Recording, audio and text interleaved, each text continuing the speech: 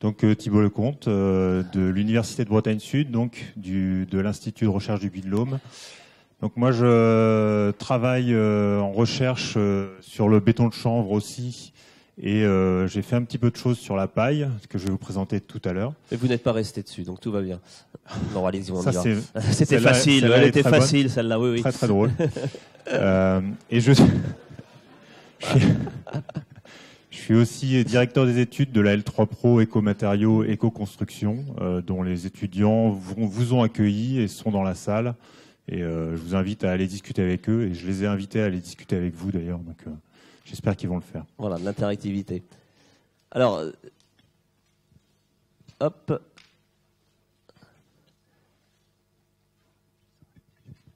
Donc on commence avec vous, Sébastien, pour cette présentation. Bonjour à tous, Sébastien Chameroy, co-gérant de la SCOP EcoPaille.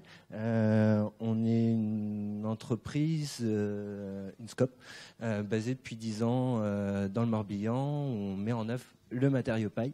Ça fait 10 ans qu'on le met en œuvre, ça fait 6 ans qu'on a créé notre SCOP, une coopérative, on est 11 salariés. On a développé cette entreprise, à la base on est des charpentiers. Qui voulions absolument mettre en œuvre le matériau paille. Donc on a fait pas mal de chantiers participatifs ou autres, on a appris dans l'autoconstruction et puis à un moment on s'est lancé à créer une entreprise. On fait partie du réseau français de la construction paille qui fêtait ses 10 ans cette année et du collectif paille armoricain qui est présent dans les stands. Pour animer en fait l'utilisation du matériau paille, pour transformer le matériau paille du matériau agricole en matériau construction. Bon, on a une petite spécificité depuis quelques années, c'est qu'on préfabrique nos murs avec la paille directement en atelier pour principalement réduire toutes les contraintes climatiques. Principalement la météo en Bretagne, les petites pluies hasardeuses qui nous embête un petit peu. Du coup, je fais un petit état général de la paille. Voilà, essayer d'être un peu dans le technique, mais juste présenter quelques procédés de mise en œuvre. Pourquoi le matériau paille? C'est un matériau qu'on utilise tous les ans pour produire ce qu'on mange pour une grande partie d'entre nous, c'est-à-dire du pain, donc de la farine, donc du blé. Donc on produit beaucoup de céréales. Et on crée un déchet qui est la paille, qui peut servir à la fois en litière agricole, mais aussi en matériau de construction, avec une valeur thermique qui est un lambda de 0,052, qui est pas excellent. Apparemment, Isover, c'est mieux faire que nous. Mais par contre, c'est un matériau qu'on retrouve chaque année dans nos champs, qui ne consomme pas d'énergie grise. Donc c'est toujours une ressource locale. En gestion de déchets, on n'a pas de question de déchetterie ou autre. Pour nous, tous nos déchets retournent soit à la terre, soit carrément aux agriculteurs qui s'en servent en tant que litière. C'est un matériau, je vais dire, un isolant bon marché en unité de résistance thermique. C'est-à-dire que par rapport à les autres matériaux, il est intéressant par rapport à la résistance thermique qu'il apporte. Voilà. Depuis 2010, depuis 2005 que le RSCP s'est construit, le réseau français de la construction de paille s'est construit, on s'est battu pour mettre en place des règles professionnelles qui ont été validées en 2012 par l'agence qualité construction, ce qui fait que maintenant n'importe qui, n'importe quel entrepreneur qui a suivi une formation ProPaille qui pour la Bretagne est assurée par la SIC Eclis, qui a validé ces règles ProPaille, permet d'avoir une assurance, une garantie décennale. Voilà. Chose qu'on a depuis quelques années. Allez, quelques chiffres peut-être, quelques techniques. Globalement, comment la paille se pose. Il y a des maquettes qui sont sur le stand. On va aller voir ça tout à l'heure. On va aller voir tout à l'heure. Savoir un peu comment ça se pose. Donc on a deux techniques principales. La technique qui est assurée. Je veux dire, j'utilise des guillemets, la technique qui est reconnue par les règles professionnelles de la paille sont la technique où la paille est qu'un isolant. C'est-à-dire qu'on va avoir une ossature bois qu'on va retrouver ici. Et la paille va venir être qu'un seul isolant. Donc l'ossature bois doit se tenir par elle-même, doit être contrementée, stabilisée. C'est pas un mur porteur, c'est ça. Voilà, elle n'est pas porteur. Donc on va se travailler en fonction des techniques. On va travailler soit une paille à champ, une paille à plat, en fonction des différentes techniques ancestrales. Chaque constructeur a sa petite technique, a son petit truc à faire. Donc voilà. Il y a une autre technique qui existe, dont je pense Thibaut va nous parler un peu plus tard de cette résistance, des recherches qui ont été faites dessus, qui s'appelle la paille porteuse. C'est l'une des techniques les plus anciennes. C'est les premières maisons de paille en Amérique du Nord ont été construites comme ça. Ce qu'on appelle une paille porteuse, c'est-à-dire que la paille va être structurelle. Donc là, c'est la paille qui va être porteuse, qui va porter ces éléments, qui va porter toute la descente de charge, toiture et plancher. C'est elle qui va servir de contreventement de la maison, de stabilité. Voilà. C'est une technique qui n'est pas reconnue pour le moment dans l'ère professionnelle de la paille. On est en train d'y travailler dessus au sein du RFCP.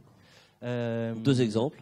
Quelques petits exemples de réalisation, principalement du marché public, avec le dernier qui a été livré, c'est la cantine de Kistinik, où on a un bâtiment...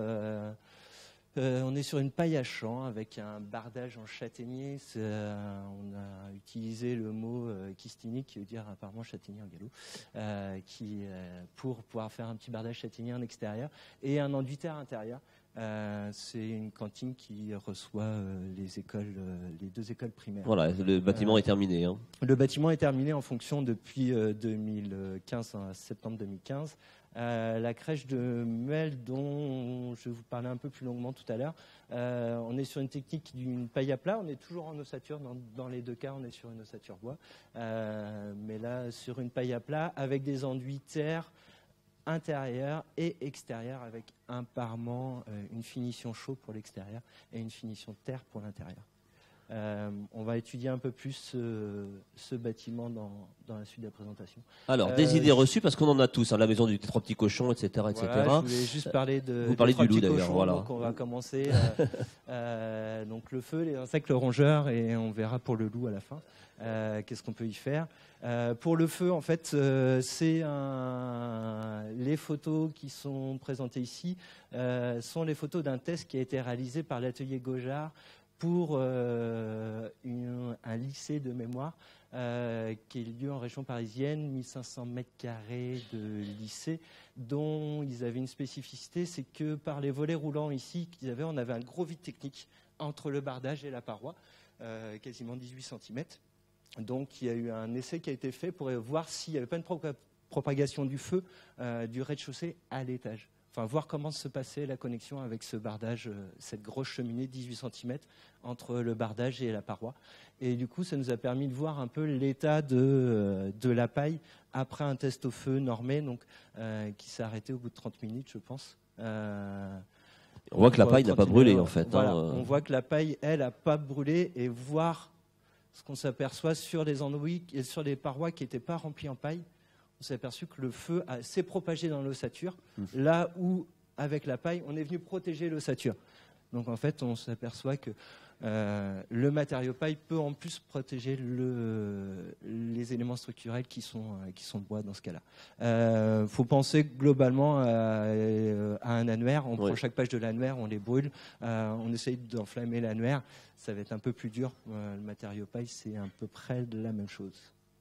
On ne peut pas mettre le feu au bottin. Les rongeurs. Les rongeurs, c'est en fait, je commence toutes les questions qui nous reviennent principalement. Les rongeurs, tout le monde voit des rongeurs dans le paillet. On a tous l'image, soit pour ceux qui vont en campagne, des grands paillets, des grands-parents où il y avait des rongeurs partout qui couraient ou autre. Oui, ils sont dans le paillet. Les rongeurs, ils sont dans le paillet. Ça, ils y vivent bien, ils aiment bien, parce qu'il y a plein de trous, il y a plein d'espaces. Sauf que nous, dans la construction, des trous, surtout dans un isolant, on n'aime pas trop. Donc, voire pas du tout, on nous demande de ne pas en avoir. Donc en fait, nous, on va remplir, là on a fait un exemple avec la laine de bois, dès qu'on a des trous, des endroits où le matériau paille n'est pas adapté, on utilise le matériau, on utilise la botte qui sort du champ. Donc quand on vient voir des petites sections, des petits formats qui rentrent pas, faut aller chercher un autre matériau. On fait pas que de la paille. Donc si le matériau est bien posé, dans les règles de l'art, il n'y aura pas de rongeur. C'est ce que vous nous dites. On n'a pas de rongeur, on n'a rien. On a fait un petit clin d'œil dans la petite crèche de Mel. On a réussi à intégrer une souris quand même. Pour faire plaisir aux enfants. Pour faire plaisir aux enfants.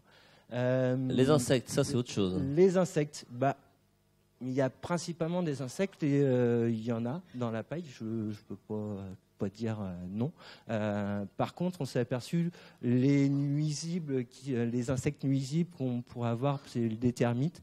C'est là où on a fait les plus grands tests avec le RFCP, où en fait ils n'ont pas d'appétit. Enfin, ils meurent de faim. La plupart toutes les termites meurent de faim. Pour les autres insectes, des araignées, oui, peut-être il y en a. Il n'y a pas de. Et le loup souffla. C'est ça dans l'histoire. C'est ça. On s'aperçoit qu'on est sur un matériau qui a une certaine flexibilité, qui a une grande résistance aussi de contreventement. Là, Thibaut nous en parlera un peu plus dessus, savoir nous voilà définitivement rassurés sur les qualités mécaniques du matériau. L'humidité, par contre, oui. Voilà, voir un peu les évolutions, comment on gère. Alors, je suis désolé, mais c'est illisible, votre truc. Donc, je vois que c'est totalement illisible. On va vous croire sur parole. C'est des documents qui sont extraits des règles professionnelles que vous pouvez aller voir directement sur le stand. C'est ce qu'on va faire, ça sera plus efficace, effectivement. Qu'est-ce qu'il faut retenir ? Juste pour donner l'information de ça, c'est inscrit dans les règles professionnelles. C'est des choses que tout le monde a accès en achetant les règles professionnelles. C'est tout simplement pour connaître comment gérer nos parois, comment se passe l'échange d'humidité dans le matériau. Ce qu'il faut retenir, c'est qu'effectivement, vous connaissez les problèmes et vous avez les solutions pour y apporter justement des réponses. Le seul ennemi de la paille, c'est l'eau. Et je pense que c'est pas le seul végétal qui a ce problème-là. Et c'est pas le seul isolant qui a ce problème-là. Donc voilà, il y a des règles. On fait attention à comment on gère les parois. Tout est écrit. Alors ça c'est bien de l'écrire, mais c'est bien de le confirmer.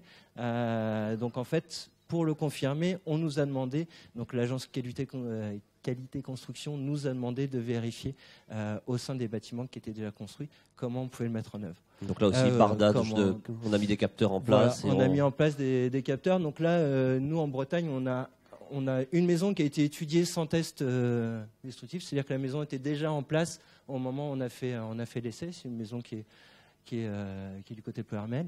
Et au cours d'un chantier, donc au cours du chantier de la crèche de Mel, on a décidé d'instrumenter vraiment ce bâtiment. Donc trouver les endroits critiques dans le bâtiment et vérifier qu'on a une bonne variation d'humidité, une bonne gestion d'humidité. Les résultats ont été satisfaisants ? On va le voir par la suite. Donc on a mis en place des capteurs. À chaque fois, on a mis en place sur une section de mur critique, on a mis en place, à chaque fois on voit qu'il y a deux petits points noirs, c'est 2 capteurs à chaque fois. Il y a un capteur comme dans le champ tout à l'heure, je crois que c'est le collègue qui expliquait ça, disait qu'il y avait un capteur au milieu de botte et un capteur à 5 cm à l'extérieur de la paille.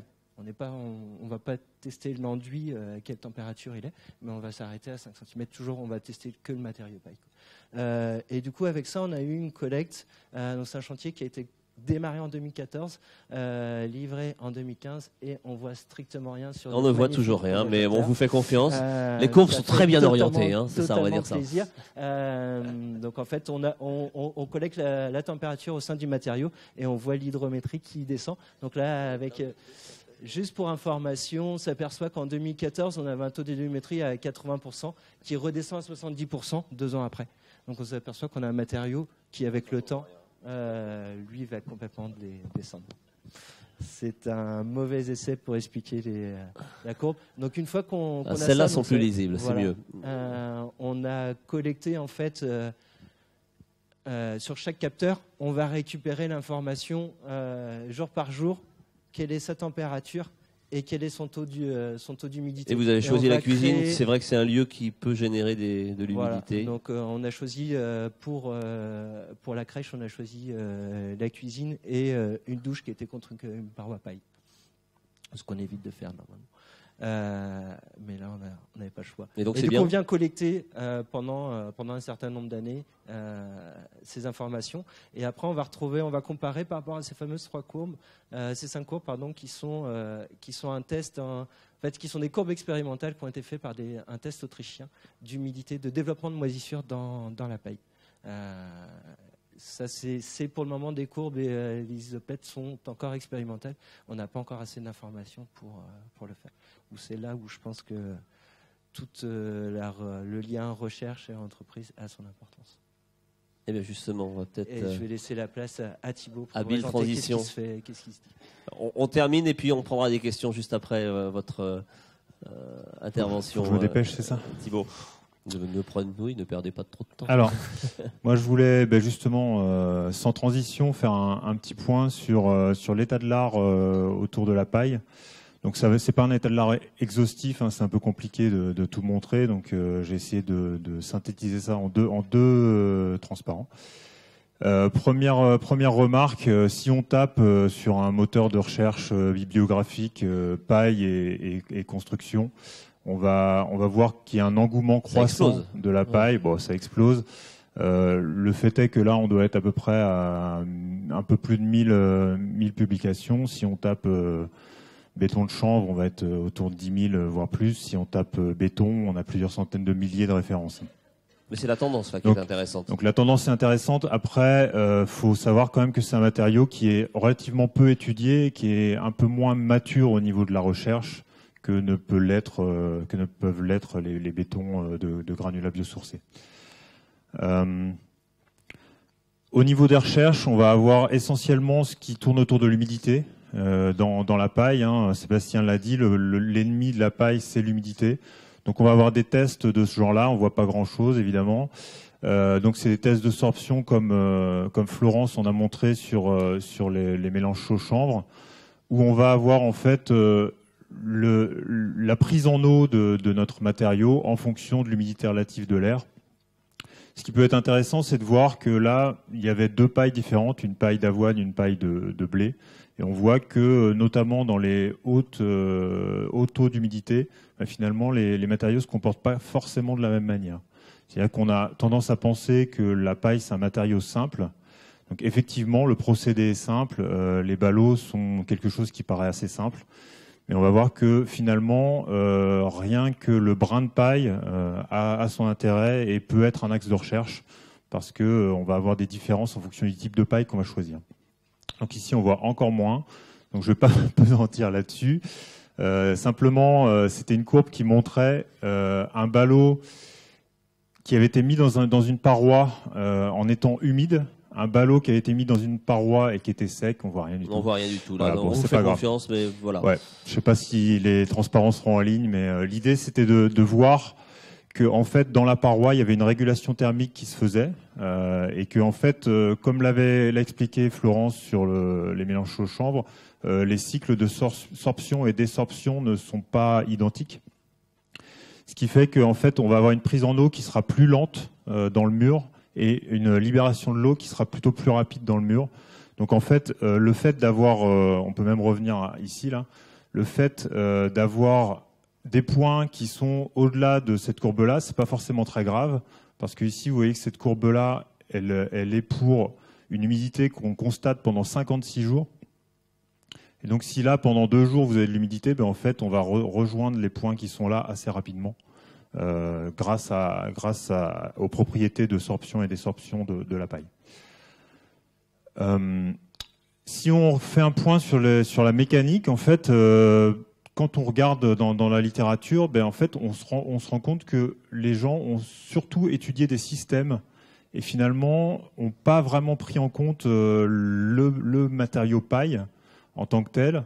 Ici, vous avez une technique dite greb qui va en fait utiliser des poutrelles qui sont de même section, qui sont vissées. Et en fait, on a déjà une structure porteuse avec le matériau bois. Et puis ensuite, on va venir insérer un enduit léger à l'intérieur. Et donc, en fait, on va faire des tests directement sur les structures. Le problème de ça, c'est que on va Déjà, il faudrait multiplier énormément les structures pour avoir quelque chose de représentatif. C'est-à-dire qu'on le voit sur notamment les structures bois, avec moins de 50 essais, on n'est pas très représentatif. Donc là, vous avez bois plus paille, on va voir que la paille est très variable aussi, donc ça pose un peu souci. Là, vous avez une autre technique qui est en fait un enduit plâtre qu'on va venir appliquer directement sur la paille. Donc là, c'est des gens de l'ENTPE à Lyon qui ont fait ça. Ici, ce sont des Canadiens. Et puis, on a complètement de l'autre côté, on a des études. Donc là, c'est des études de chercheurs en Belgique qui étudient en fait les brins de paille. Donc là, c'est une approche qui est assez intéressante parce que, comme je vous le disais, un brin de paille, finalement, c'est pas si simple que ça. C'est-à-dire que vous avez une section ici qui peut être plus ou moins remplie, qui peut être plus ou moins humide, qui peut être plus ou moins rigide.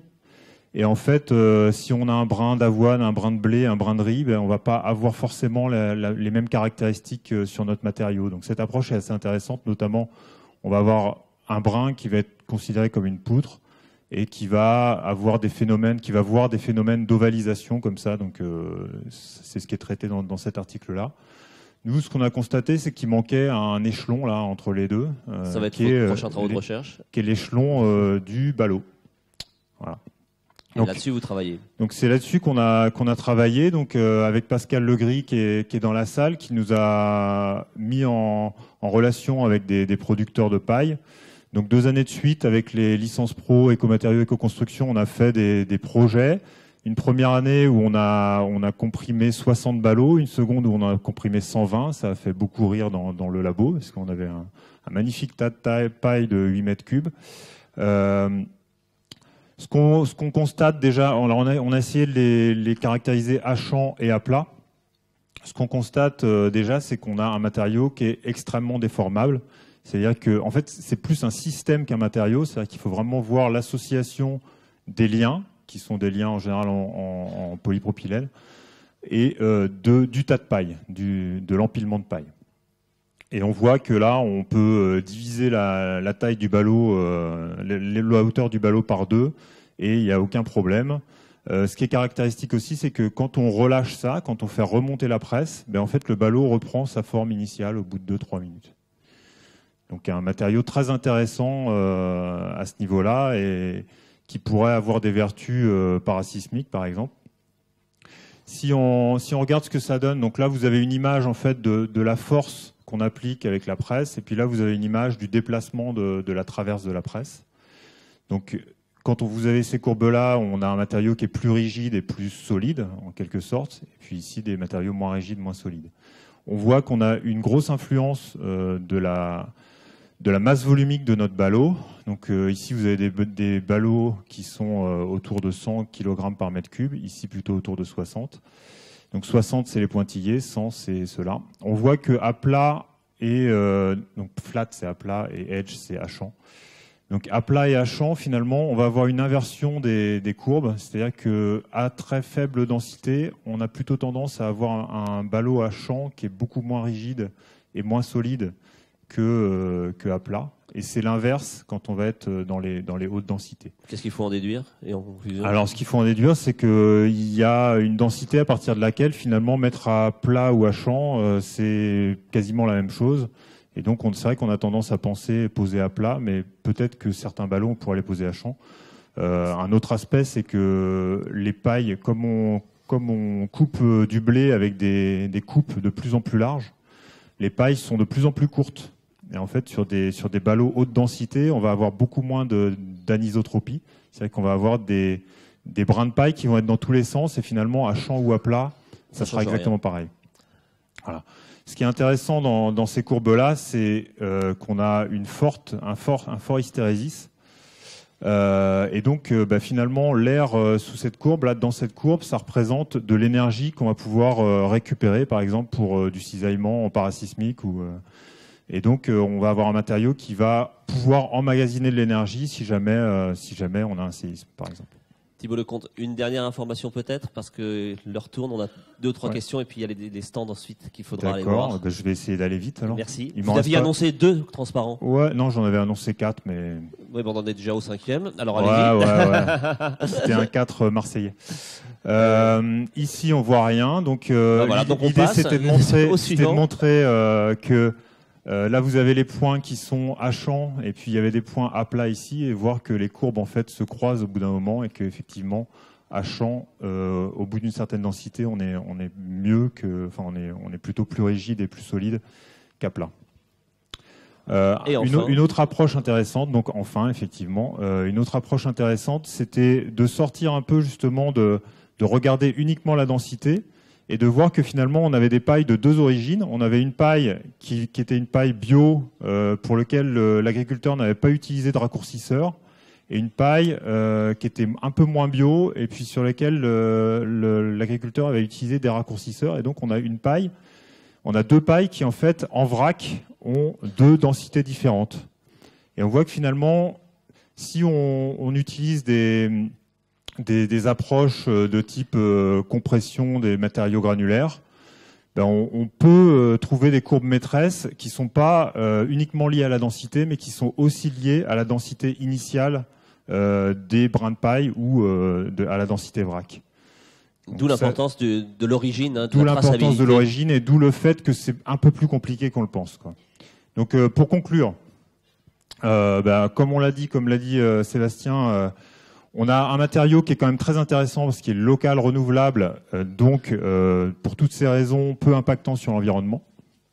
C'est un coproduit, encore une fois.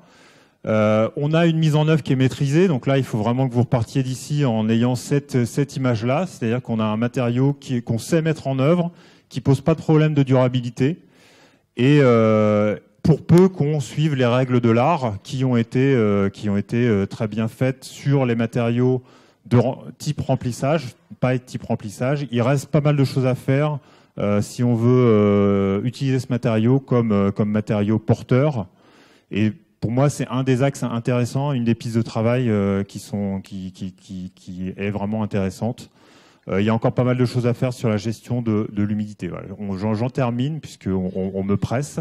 C'est la même règle pour tous, Arnaud. Juste pour parler de la durabilité, je voulais reprendre cette image qu'on trouve sur le site du réseau paille.